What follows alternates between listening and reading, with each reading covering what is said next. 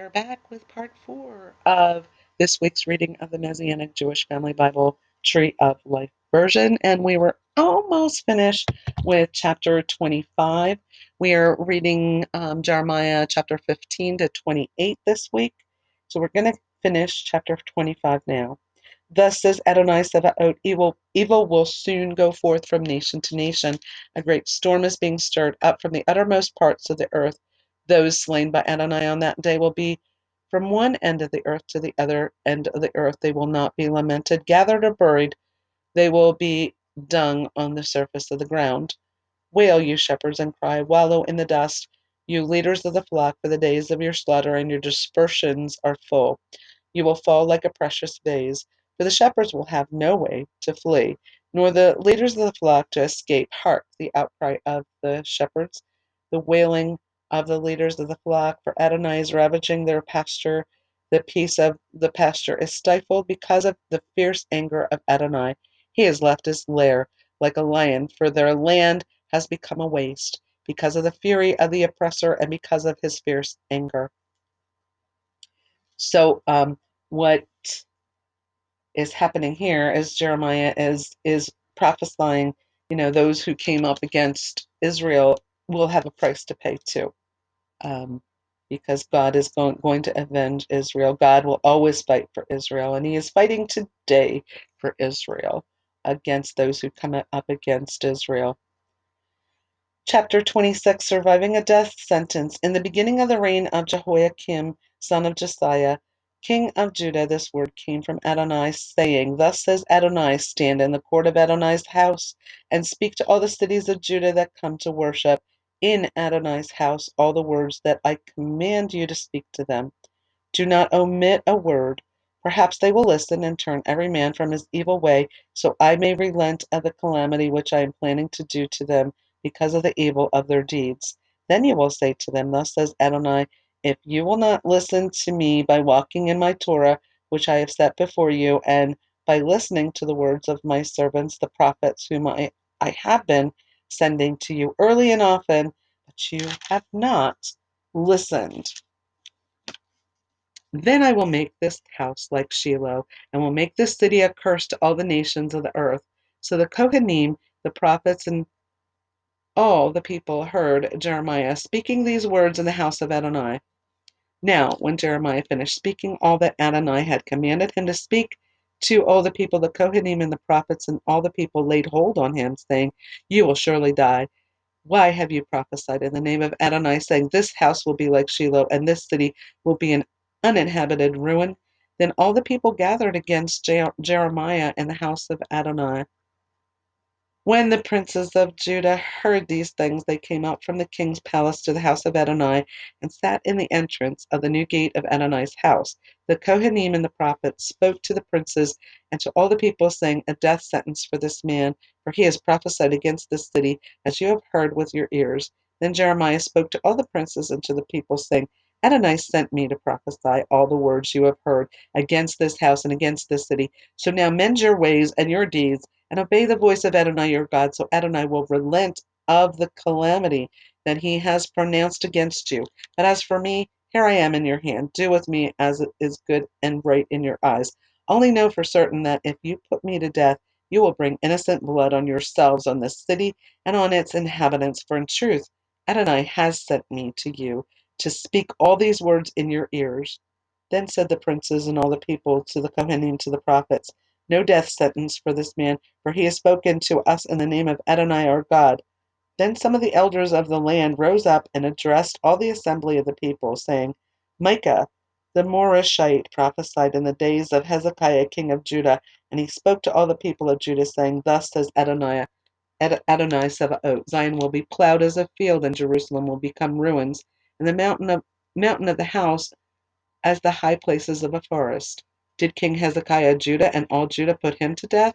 Didn't he fear Adonai and plead for the favor of Adonai, and then Adonai relented of the calamity that he had pronounced against them?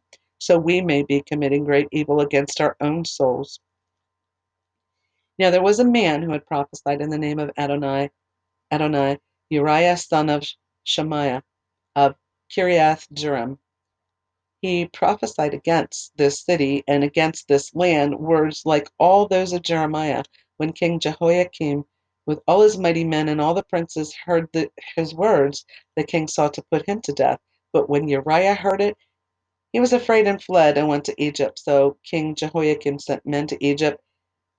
Elnathan, Elnathan, son of Achbor, and some others with him, and they brought Uriah back from Egypt and led him to King Jehoiakim, who slew him with a sword and threw his corpse into the burial place of the common people. Nevertheless, the hand of Ahikam, son of Shaphan, was with Jeremiah, so that they did not give him into the hand of the people to put him to death. And that is the end of chapter 26. Chapter 27, Jeremiah wears a yoke. In the beginning of the reign of Jehoiakim, son of Josiah, king of Judah, came this word to Jeremiah from Adonai, saying, Thus says Adonai to me, make straps and yoke bars and put them on your neck, then send such to the king of Edom, to the king of Moab, to the king of Ammon's children, to the king of Tyre, and to the king of Zidon, by the hand of messengers that come to Jerusalem, to King Zedekiah of Judah. Charge them to their masters, saying, Thus says Adonai Sabaoth, the God of Israel, thus will you say to your masters, I have made the earth, mankind, and beasts which are on the face of the earth, by my great power and by my outstretched arm, and I give it to whom it seems right to me. So now I have given all these lands into the hand of King Nebuchadnezzar of Babylon, my servant. I have even given the beasts of the field to serve him.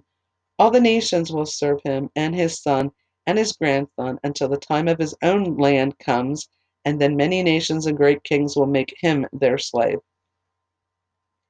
Now it will be that the nation or the kingdom which will not serve the same king Nebuchadnezzar of Babylon will not put their neck under the yoke of the king of Babylon. That nation I will punish with the sword, with famine, and with pestilence, declares Adonai, until I have destroyed it by his hand.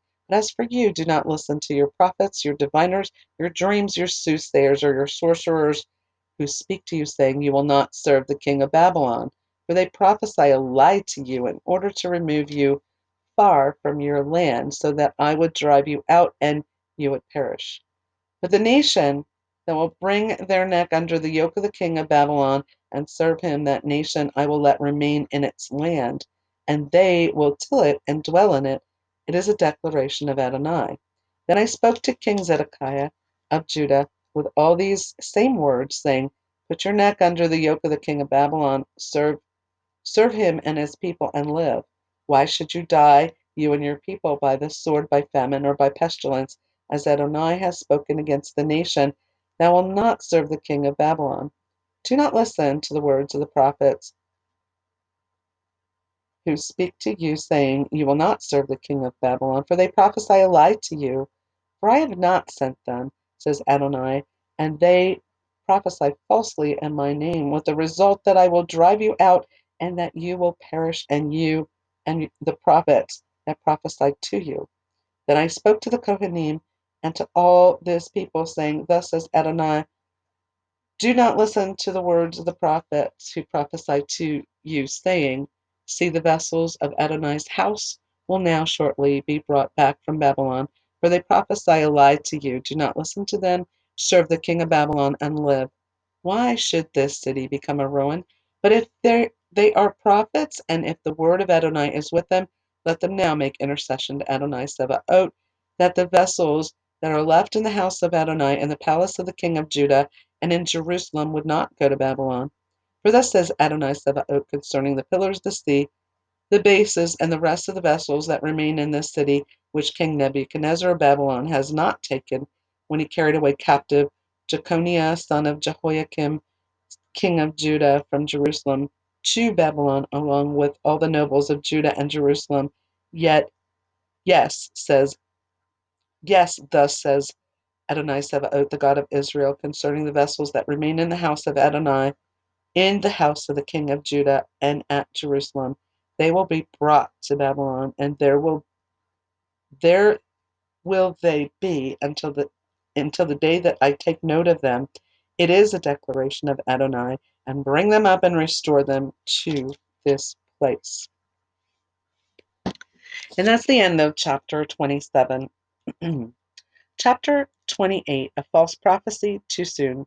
Now it was this same year, in the beginning of the reign of Zedekiah, king of Judah, in the 4th year, in the 5th month, that Hananiah, son of Azor, the prophet from Gibeon, spoke to me in the house of Adonai in the presence of the Kohanim and of all the people, saying, Thus says Adonai Sabaoth, the God of Israel, saying, I have broken the yoke of the king of Babylon. Within 2 full years I will bring back to this place all the vessels of Adonai's house that Nebuchadnezzar, king of Babylon, took away from this place and brought to Babylon. I will also bring Jeconiah, son of Jehoiakim, king of Judah, back to this place with all the captives of Judah that went to Babylon. It is a declaration of Adonai, for I will break the yoke of the king of Babylon. Then the prophet Jeremiah spoke to the prophet Hananiah in the presence of the Kohanim and in the presence of all the people that stood in Adonai's house.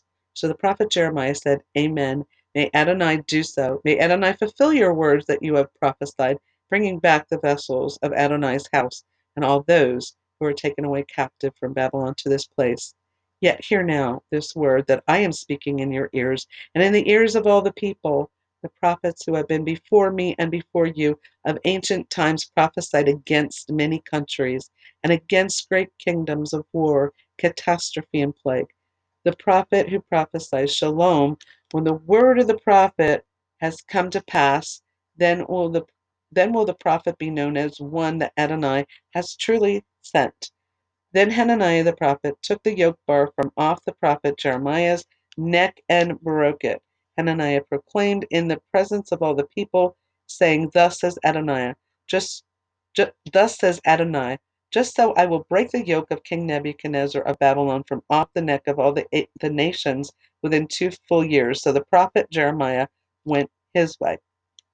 Then the word of Adonai came to Jeremiah after that Hananiah the prophet had broken the yoke bar from off the neck of the prophet Jeremiah, saying, Go tell Hananiah, saying, Thus says Adonai, you have broken the yoke bars of wood, but in its place you will make yoke bars of iron. For thus says Adonai Sabaoth, the God of Israel, I have put a yoke of iron on the neck of all these nations, so that they may serve King Nebuchadnezzar of Babylon. They will serve him, and I have also given him the beasts of the field. Then said the prophet Jeremiah to the prophet Hananiah, Hear now, Hananiah, Adonai has not sent you. Yet you have caused this people to trust in a lie. Therefore, thus says Adonai, I am about to send you away from off the face of the earth. This year you will die, since you have spoken apostasy against Adonai. So Hananiah the prophet died the same year in the 7th month. And that's the end of chapter 28. And actually, that is the end of the reading of this week's reading of chapters 15 through 28. And I'm just going to kind of go through a little bit of recapping because there's so much to cover yet in chapters 29 to 52. So again, just to recap what we've done, the coming prophecies are the big things in these chapters that Jeremiah keeps telling the people what is coming.